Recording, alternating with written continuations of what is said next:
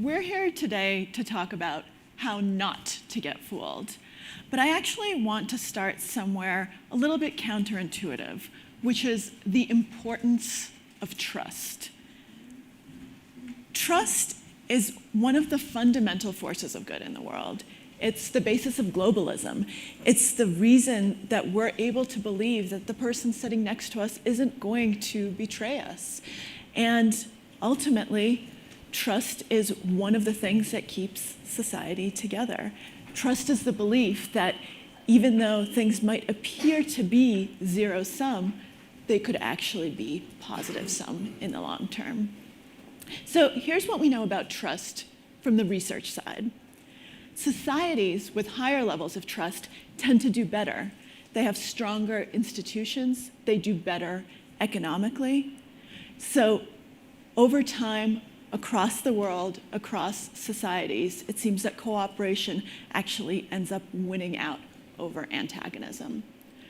On a personal side, we know that higher levels of generalized trust, that is trust in your fellow human beings, the people sitting in this room, are also correlated with all sorts of good things. People who have higher levels of generalized trust tend to do better academically.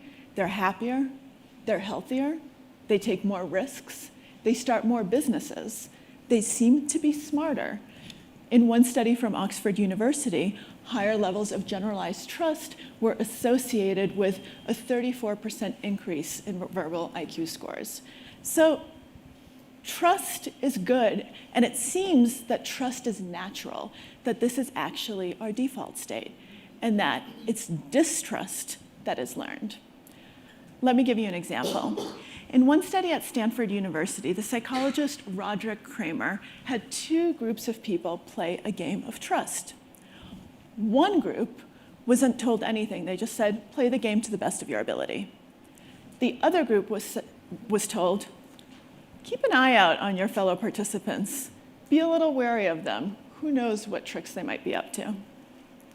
What Kramer ended up finding was that the first group inherently trusted their fellow participants and did much better, had much better results in this study, whereas the second group spent all of their time being suspicious of each other and ended up not doing well at all. So not only is trust the default, but trust leads to good things. Right now, though, we're living in a very peculiar moment in time. We're living in a moment in time where generalized trust is actually on the decline, even in societies where traditionally it's been highest. So we're living in a world where we have this rise of populism, this distrust of facts. People are undermining the media, journalism. Expertise is no longer valued the way that it has been in the past.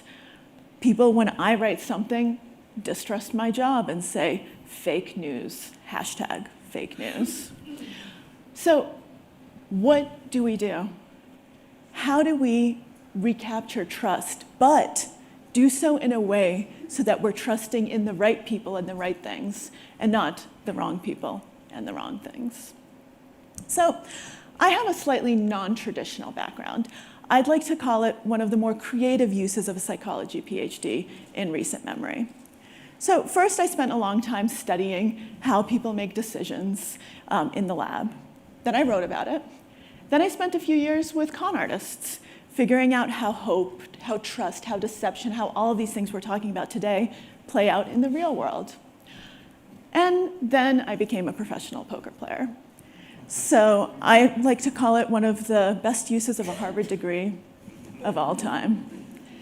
And it's actually arguably in that transition to the world of games that I've learned more about strategic decision-making, about the nature of trust and distrust than I have in years of research in a psychology lab.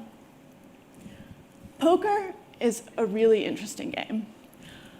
If you trust too much, you are going to go broke so quickly, it's not even funny. People try to bluff you all the time. They try to bully you. At the poker table, everyone is always telling you stories about how strong they are, what an advantage they have over you. And guess what happens if you believe them every single time? You end up folding your best hand, and you end up losing. You can't sit around waiting for pocket aces, because if you do that, you'll be broke long before they come your way. And then when they do come your way, you're not going to be able to play them correctly. So this is definitely one situation where honesty is not the best policy. But the opposite end of the spectrum is just as bad if you distrust all the time. These are the players who think that everyone's out to get them, that everyone is bluffing, and that this time they're going to catch you. And so they keep on calling and calling and calling when they should be folding, and they end up just as broke as their overly trusting counterparts. The key to success is balance. It's being willing to observe and to adjust and to change your strategy according to who you're playing and how they're playing against you. John von Neumann, one of the greatest minds of the 20th century, the inventor of the computer, one of the consultants on the hydrogen bomb, you name it, he was there. He was an avid poker player. In fact, he's the reason I got into poker to begin with. Game theory was born out of his notion, his basically belief that if you could solve poker, you would solve the world. You would solve the most complex human strategic decision-making that exists. Here's what he has to say about that. Real life consists of bluffing, of little tactics of deception, of figuring out what that man thinks I mean to do. And that is what games are about in my theory. So if we think of life as one big game, our question becomes, how do we play it optimally? So now I have a question for all of you. How many of you are better than average at what you do? How many of you are exceptional? We're at Davos. Of course, you're all exceptional. Everyone in this room is. But the thing is, you might not actually be exceptional in every single way that you think. There's something that's known as the better than average effect, which means that on almost all positive traits, you think that you're better than the average person, and on all bad traits, you actually don't have those traits nearly as much as the average person. So if I were actually to hand out a survey right now, had you guys fill it out, and then give it to someone who's close to you, who knows you really well and who likes you, your best friend, your spouse, someone who knows you well, I would get two different sets of responses to judgments of character traits. One would be much more positive than the other. It's not yours. It's not that you're friends. It's going to be yours. You are going to be much more positive about yourself. And this can actually be a wonderful thing. It's very psychologically adaptive. In fact, the only people who do not exhibit this optimism bias, the better than average effect, are the clinically depressed. They see the world as it actually is, and man, that is not a pretty sight. So not only, though, is this psychologically adaptive, but it's one of the reasons that you're where you are, because that hopeful optimism makes gatherings like Davos possible. Because if you're not hopeful that tomorrow's going to be better than yesterday and that today, then what are you doing here? But the key is a little bit of self-delusion goes a long, long way. A little. So back before my poker days, back when I was still in the psychology lab, I studied overconfidence in decision-making. What do very smart people who normally make very good decisions, how do they act when you place them in a stochastic environment? An environment that's uncertain, that's ambiguous, where you're not really sure what's going to happen, that's unpredictable. I had people play a stock market game where they picked different bonds and stocks and were rewarded depending on how their choices performed over time. And here's what I found. People who were the smartest, who were the most financially sophisticated, who were the most educated and tended to make the best decisions in the real world, ended up doing the worst when the task switched, when the decision parameters changed. They kept doing the same thing they'd always done. They didn't adjust their strategy because they were so confident that their strategy couldn't possibly be wrong. So they didn't listen to negative feedback. When the old way of things no longer worked, they still kept doing it because, hey, they're very smart people. So that's when self-delusion is not that helpful. And what I would say to those people is, you need to take a step back. You need to understand what great leaders understand, which is that what worked before might not work now. What worked in a world where generalized trust was high might not work in a world where generalized trust has eroded. And if leaders don't understand that, then there are leaders who will. And these are the populist leaders. These are the leaders who use the tools of con artists in order to create the reality that we want to believe in. Because contrary to what you might think, the con is not about greed. It's not about deception as such. It's about confidence or trust. And the con artist thrives where trust and self-deception meet in that intersection.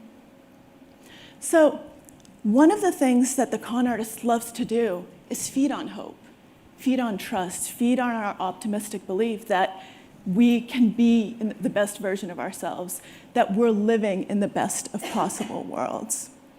So something that they love to use is a technique called the foot in the door effect. And the foot in the door effect is actually something that's based on very positive things. It's the fact that we like to see ourselves as good people. So one of my favorite examples of the foot in the door took place in the early 1900s, where ads began appearing all over newspapers all over the United States. There was a young Nigerian prince whose name was Bill Morrison, and he was very lonely. He didn't have any friends. He lived in splendid isolation because he was a prince. Princes don't have friends. And all he wanted was an American pen pal. And this ad was so sweet, so just delightful, that the newspapers ran it for free. Newspapers have never been high-profit businesses. This is the golden age of yellow journalism, and here they are running this ad. And the letters flooded in. Bill Morrison had more pen pals than he knew what to do with. And you know what? He answered every single one. He was the best pen pal anyone could hope for. And then he asked for a small favor. He said, hey, do you think that you could send me an old pair of pants that you no longer need? Oh, and $4. And in return, I'm going to send you jewels because I have no use for such baubles. Well, pants and dollars started flooding the mail system, and the jewels, not so much. So then the mail system started investigating for mail fraud. And they did find that something was not as it appeared. So Bill Morrison was not Nigerian. He was not a prince. He was 14 years old, and he was an American boy. He couldn't be prosecuted because of his age, but he understood exactly how the foot in the door works.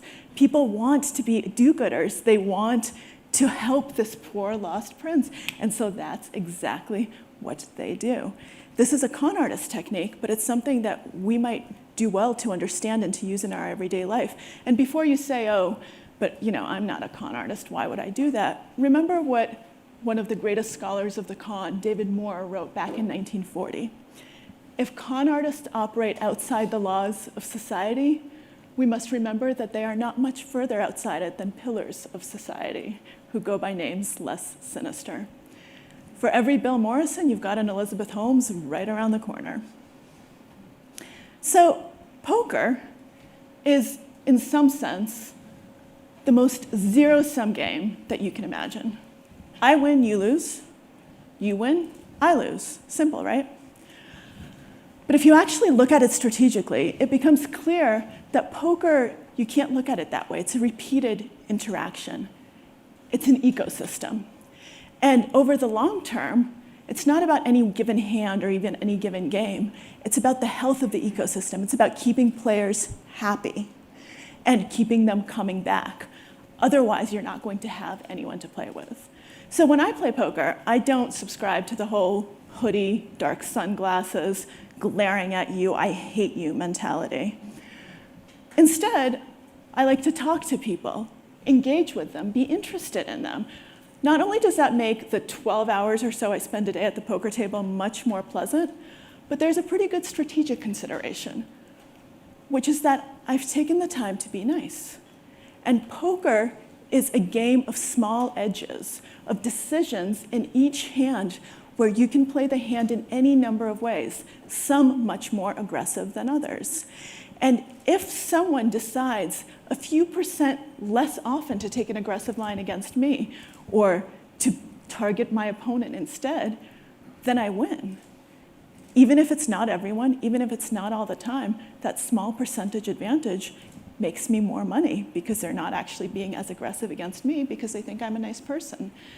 And everyone has a better time, I make more money, we're all happy, and a zero-sum game becomes a positive-sum game. As one of the stalwarts of poker back when Texas Hold'em was really played in Texas, Amarillo Slim put it, you can shear a sheep 100 times, but you can only skin him once. I know that sounds very harsh, but understanding that insight strategically doesn't necessarily make you a horrible person right away. And you can understand that con artists will use these types of techniques against you, and they will do it very frequently. So ultimately, they're not taking advantage of our greed, they're taking advantage of our hope and our trust and our humanity. So how do we square that circle? How do we create trust but keep ourselves safe, trust in the right people and the right things? So I say your first rule is actually the journalist's best friend. Trust but verify. So I'm not saying that you need to start digging into everything you come across. So when you come to a party tonight, it's perfectly fine if you say, oh, that's really impressive, it's really nice to meet you, rather than taking out your cell phone and saying, can you hold on a second, how do you spell your name again? Let me Google that. Although you can try that and let me know how it goes, we'll see. But the truth is, you need to figure out when to dig deep, when to ask questions. You've all heard the saying, if something seems too good to be true, it is, right? And you all believe that. The problem is nothing's too good for you. It's too good for that guy. That guy doesn't deserve it, but I'm the best. I'm better than average, and so when good things happen to me, I deserve them. We're not objective about ourselves. We're not objective about our own decisions. And instead, we just say, oh, this is wonderful. This is exactly how the world should be. Everything is fine. We only ask questions when things are going poorly. So what I recommend we do is something called the Bob next door test. If this were to happen to Bob next door, what would you tell him? Would you tell him that there are red flags? What would you advise him to do? And if you told Bob next door that this might not be a great idea, maybe it's not a great idea for you either. Of course, this is much easier said than done because Bob next door is not nearly as great as you are. In poker, I see this all the time. People become total geniuses when they're analyzing how someone else should have played a hand after the fact. Say, oh, how could he have done that? He should have done that. And with hindsight bias, which is using the current outcome to evaluate past decisions, they say, oh, well, this is clearly how you should have played it. But when it comes to yourself, all of a sudden, you're much more nuanced. You have all these excuses. Well, this affected me, that. You didn't think of that. I made the right decision. I just got unlucky. Poor me. If you want to be a good poker player, if you want to be a good strategic decision maker, poor you has to go out the window. Poor you cannot be in your vocabulary because there's only room for an objective analysis of your decision-making process and not poor you. The second thing that I would recommend is something very simple, self-knowledge. How many of you have actually taken the time to sit down with yourself and ask, what do I believe? Why do I believe it? What do I want to believe? Who do I trust? What makes me tick? We are not very good at asking ourselves those questions, but you know who is? Con artists. They ask those questions about us so that they know what our buttons are, they know what our beliefs are, they know exactly how to sell what they want to sell to us. And so it never hurts to take a moment, take an hour, or take a day and actually practice that sort of mindful technique. In poker, it can be the difference between winning and losing, figuring out what your triggers are, what tilts you, what makes you emotional, how do you respond to different things. When you know yourself, you make much better decisions.